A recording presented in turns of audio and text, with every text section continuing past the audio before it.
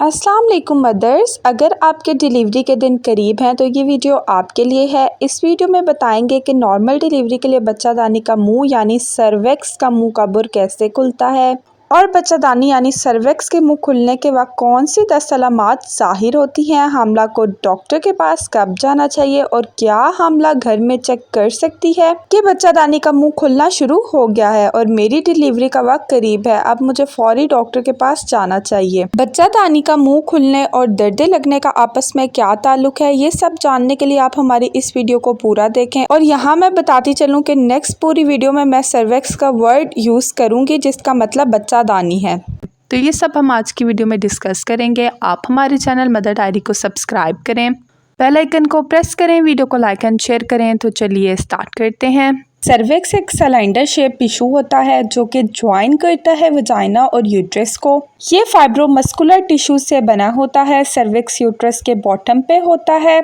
Cervix produce और secrete करता है म्यूकस को। सर्विक्स म्यूकस को चेंज करता रहता है तब तक जब तक मेंस्ट्रुअल साइकिल चलता रहता है। बच्चे के पैदाइश के वक्त सर्विक्स बहुत ज़्यादा फैलता है, बहुत ज़्यादा डायलेटेड हो जाता है और ऐसे बच्चा बहुत ही इजीली वजाइना के थ्रू बाहर आ जाता है। अगर आपका सर्विक्स खुलता जाता है, फैलता जाता है तो आपकी 100% नॉर्मल डिलीवरी ही होती है। क्या आप ये बात जानते हैं कि पीरियड्स के दौरान आपका सर्विक्स ओपन होता है लेकिन बिल्कुल थोड़ा सा, और वो अलाउ करता है ब्लड के फ्लो को कि वो सर्विक्स से बाहर आता रहे और इस तरीके से आपको पीरियड्स होते हैं।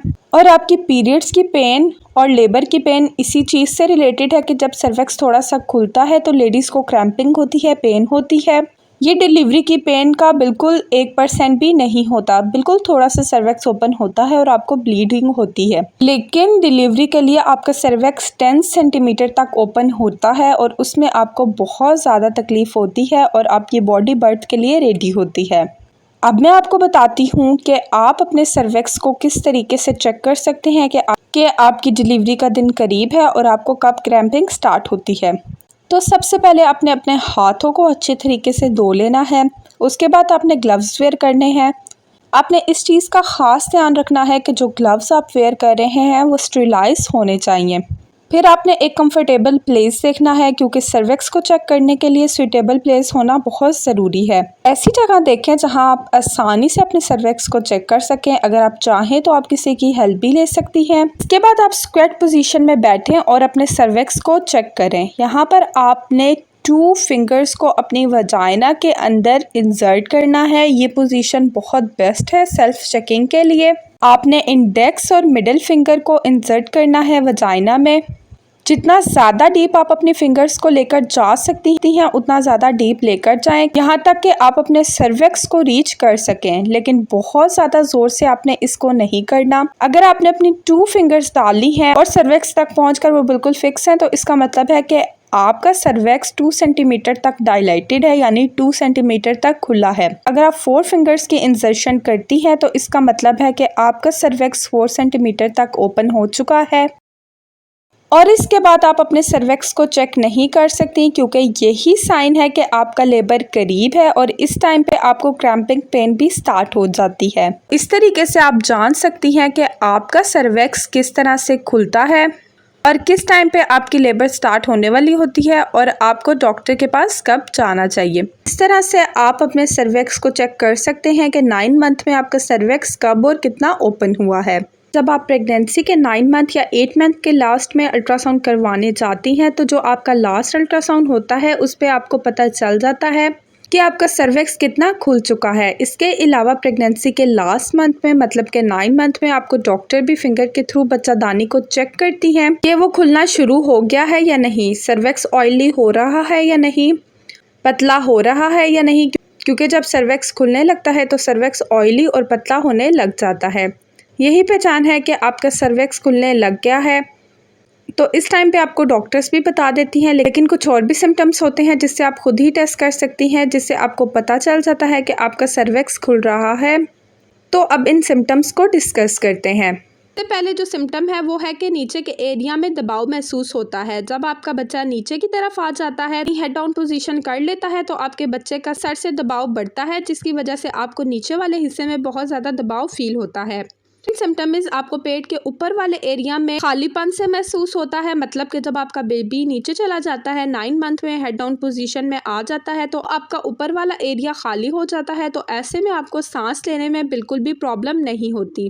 पहले आपको सीने में जलन की प्रॉब्लम होती होगी, पेट में गैस की प्रॉब्लम होती होगी, लेकिन जब आपका बेबी नीचे की तरफ आता है तो आपको सीने में जलन भी नहीं होती, आप अच्छे से खाना खा सकती हैं और अच्छे से सांस भी ले सकती हैं। ये भी एक पहचान है आपके सर्वेक्स ओपनिंग की। सिम्टम नंबर 3 जब आपका बेबी नीचे आ जाता है, आपका सर्वेक्स खुलना शुरू हो जाता है, तब आपकी कमर में भी दर्द शुरू हो जाती है, पेट के नीचे हिस्से में भी दर्द होती है। मतलब कि जब आपका बच्चा नीचे आ जाता है तो आपके पूरे लेगमेंट्स में खिंचाव रहता है और लेगमेंट्स में भी खिंचाव होना बहुत ज़रूरी है, क्योंकि जब आपको दर्द होगा तभी आपका बच्चा ठहरा रहेगा। दर्द नहीं होगा तो फिर नॉर्मल डिलीवरी काफ़ी प्रॉब्लम्स आएंगी, इसलिए लेगमेंट्स में दर्द होना बहुत ज़रूरी है। फोर्थ सिम्टम ज़रूरी है।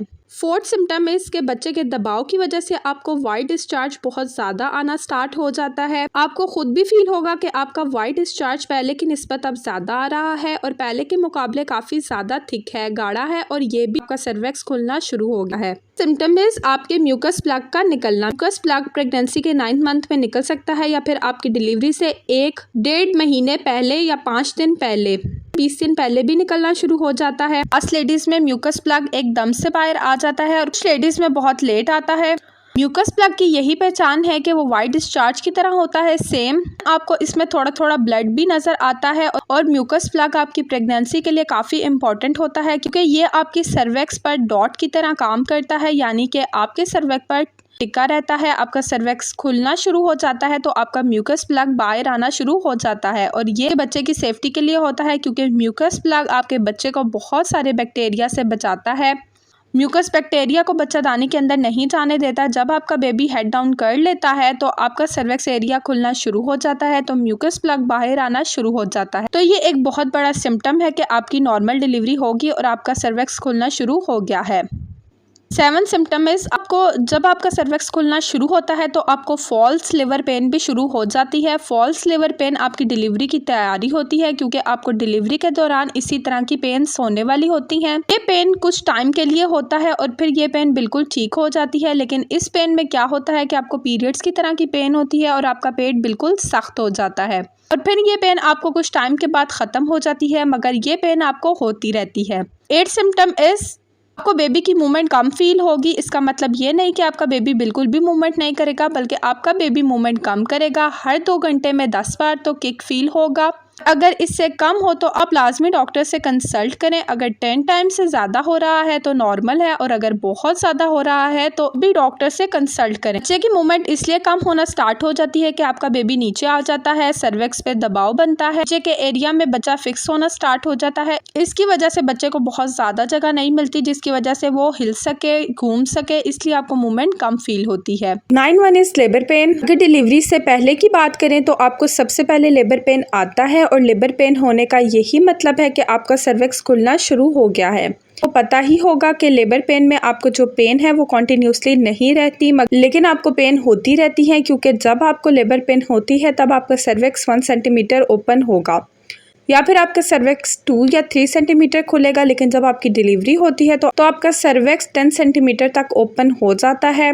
तो आप खुद अंदाज़ा लगाएं कि जब आपको पेन आती है तो आपका सर्वेक्स कितना कम खुला हुआ होता है। लेकिन जब आपकी डिलीवरी हो रही होती है तब आपका सर्वेक्स 10 सेंटीमीटर खुलने वाला है, तो उसी हिसाब से आपको पेन ज़्यादा होती चली जाती हैं। तो ये एक बहुत बड़ा सिम्टम्स है कि आपका सर्वेक्स खुलेगा ही और आपकी नॉर्मल डिलीवरी होगी। तो इस टाइम पे आपको फ़ौरन से डॉक्टर के पास चले जाना चाहिए। नंबर 10 सिम्टम ये है कि आपकी पानी की थैली का फटना।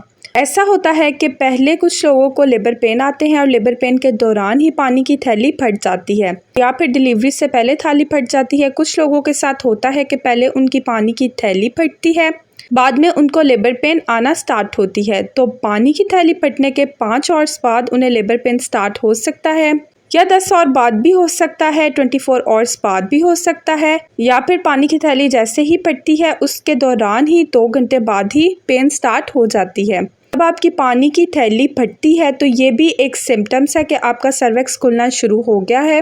जैसे ही आपकी पानी की थैली फटे फ़ौरन से डॉक्टर के पास चले जाएं।